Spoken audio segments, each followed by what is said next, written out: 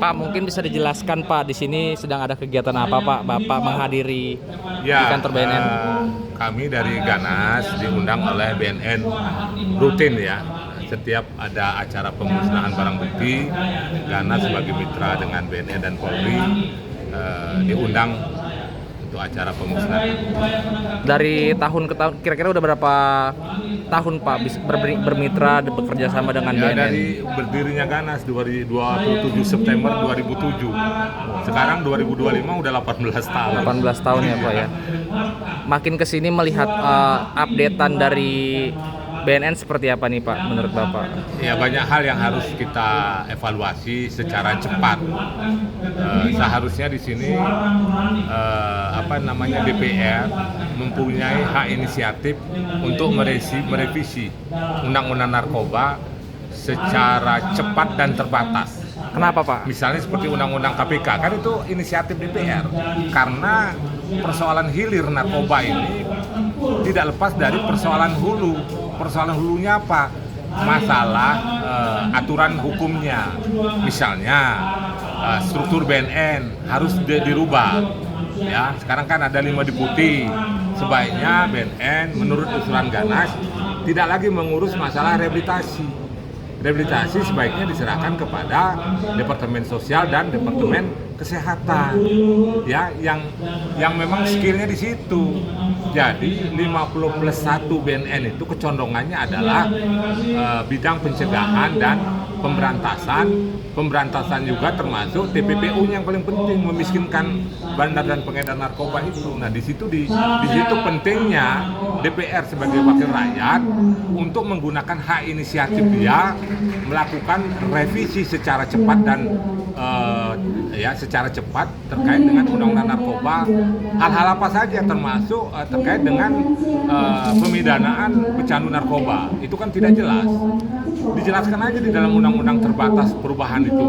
Misalnya pecandu narkoba yang tertangkap minimum 2 kali direhab, 3 kali baru proses pidana. Jadi jelas, nggak perlu lagi diproses hukum kayak Farid, memakan waktu, memakan tenaga. Ya, fokus kita kan bandar dan pengedar, bos, gitu loh. Nah Pak, ngomong-ngomong soal rehabilitasi Pak, program BNN kan baru saja membuat bahwa tidak akan menangkap pengguna maupun artis dalam menggunakan narkoba. Tanggapan Bapak seperti apa Pak? Ya, saya ya dari Ganas ini ya, setiap ada penyalahguna dalam mata hukum, pecandu dalam mata kedokteran, dan pemakai dalam kategori masyarakat umum. Dari 2007 berdirinya Ganas, sebelum Undang-Undang Narkoba 2009 diundangkan, mazhab kita sudah rehabilitasi terhadap penyalahguna. Kami tidak setuju dilakukan pemidanaan penjara. Karena apa? Karena penjara itu sendiri tidak steril dari peredaran narkoba.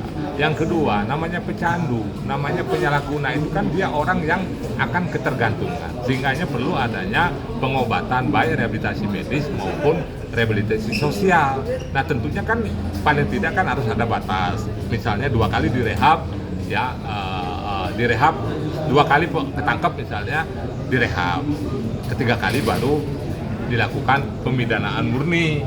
Karena pemidanaan untuk mendapatkan efek jerah, ya, menurut aturan hukum dulu tidak menimbulkan efek jerah, justru grafiknya tidak menurun. Penyalahguna atau pecandu yang dihukum untuk mendapatkan efek jerah, grafiknya justru naik. Jadi ada kegagalan menurut saya. Pak, tadi kan Bapak sempat singgung Faris RM. Nah, Faris RM ini kan udah 3 kali ketangkap dan ingin direhabilitasi dan sudah melakukan pledoi. Menurut Bapak seperti apa? Ya, dari awal beberapa kali setiap ketangkap kami memberikan advokasi hukum, pandangan hukum ya, baik kepada pengacara maupun keluarga. Nah, saya ikuti. Ini dia ditangkap lagi ke-4 kali. Iya Pak. Kami berpendapat sepanjang dia bukan pengedar, sepanjang dia bukan bandar, ya, kami minta hakim jangan ragu, jangan takut untuk memutuskan pidana rehabilitasi, ya, dengan terukur. Perkiraannya misalnya rehabilitasi itu dibutuhkan berapa bulan, karena apa dasarnya, termasuk juga kalau kan ada tim pengacara, biasanya hasil asesmen itu yang menjadi patokan majelis hakim. Kalau hasil asesmen dia adalah pecandu, ngapain dimasukin penjara? Betul. Saya pikir hanya orang gila yang memasukkan pecandu narkoba ke dalam penjara, baik dalam putusan pengadilan. Ya kami mendukung sepenuhnya perkara yang namanya residip dikatakan di dalam pengulangan sepanjang dia bukan bandar, Pak.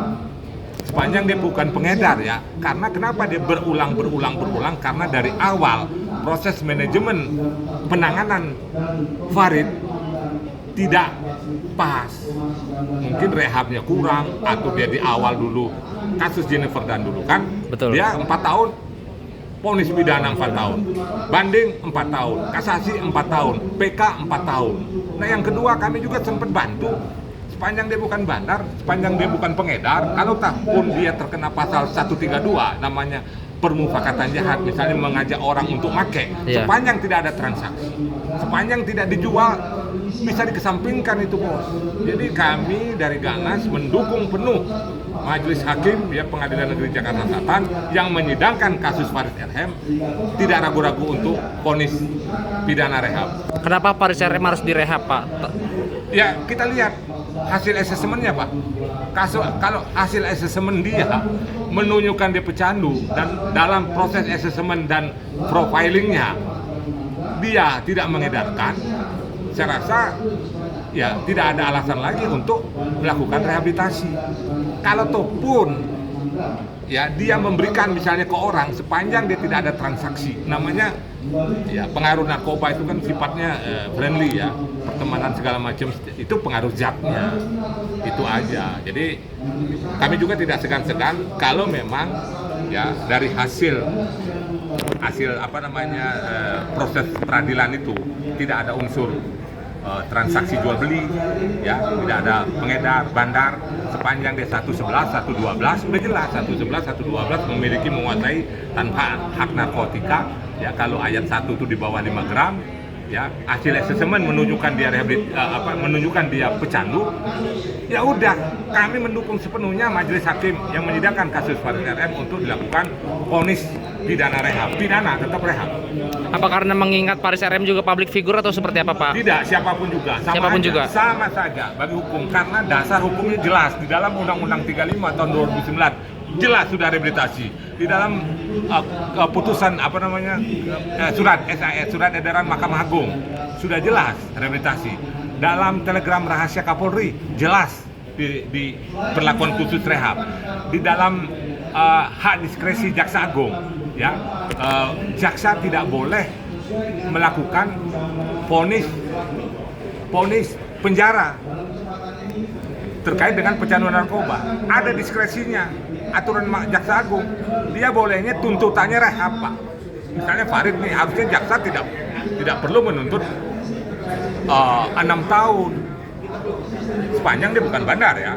Sepanjang dia pasal 111 ayat 1, 112 ayat 1, udah selesai. Iya kan?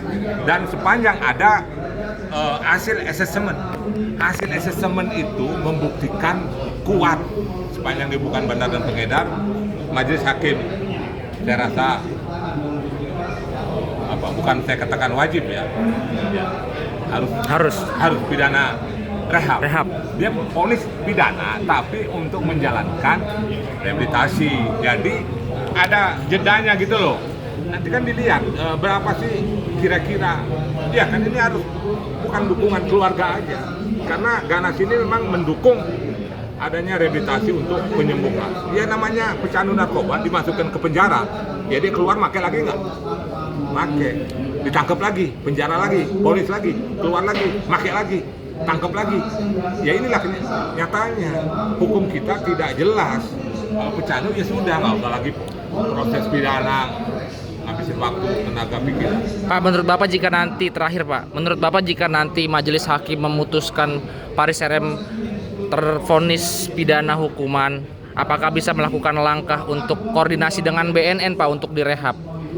Jika Majelis Hakim tetap memaksa untuk putusan pidana 6 tahun. Kalau pidana penjara ya kami tidak bisa melakukan upaya lagi, karena kan itu upaya, kecuali nanti upaya banding. Oh, dibanding ya, Pak? Masih ada waktu dalam 14 hari, ya tim hukum atau keluarga, kami juga siap mendampingi untuk melakukan upaya banding, ya sepanjang tidak bandar, tidak pengedar, dan sepanjang hasil asesmen menunjukkan dia adalah pecandu, tidak lagi perlu berbicara dia residivis, pengulangan ini dalam konteks bukan kejahatan nyuri, merampok atau membunuh, bukan, ini persoalan penyalahguna atau pecandu, itu aja. Siap. Oke. Betul nggak? Betul. Ya itu aja, hanya orang gila memasukkan pecandu narkoba ke dalam penjara. Kalau dia ditangkap, dipidana lagi, keluar lagi segala macam, ya kalau memasukkan pecandu ke penjara itu sama dengan memasukkan kambing ke kandang harimau, bos. Siap, terima kasih Pak.